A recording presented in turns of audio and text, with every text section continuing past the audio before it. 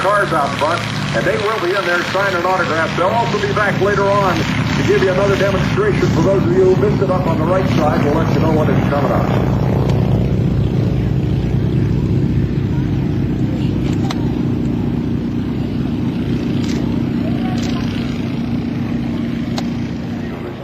First we have Harlan DeVezi in the PT-23, which is a Fairchild airplane, but it has a radial engine in it. There was another version of it that had inline 6. And right behind that is Bill Horrigan from Roxbury, Connecticut, in his PT-17 Stearman. Interesting thing, of course, about Stearman's is, even though it was designed and built originally by Lloyd Stearman, I'll get it right, he sold the company to Boeing only about 2 years after he designed the airplane, and eventually most of the Stearmans were built by Boeing. You do have a windshield in front of you to kind of protect your face from the bugs and things.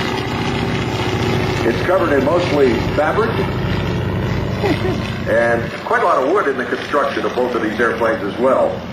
The Stearman, as you see coming around here, is a biplane. Now, that means just it has 2 wings.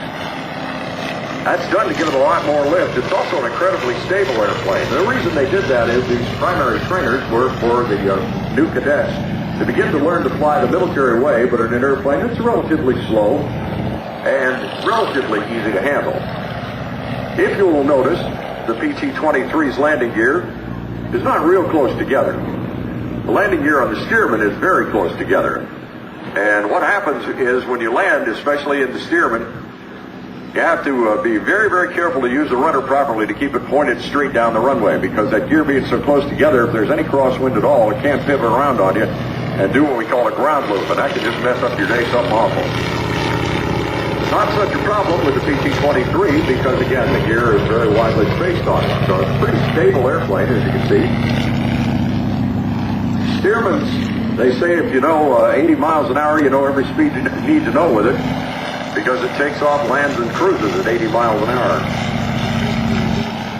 That's a bit of an exaggeration, but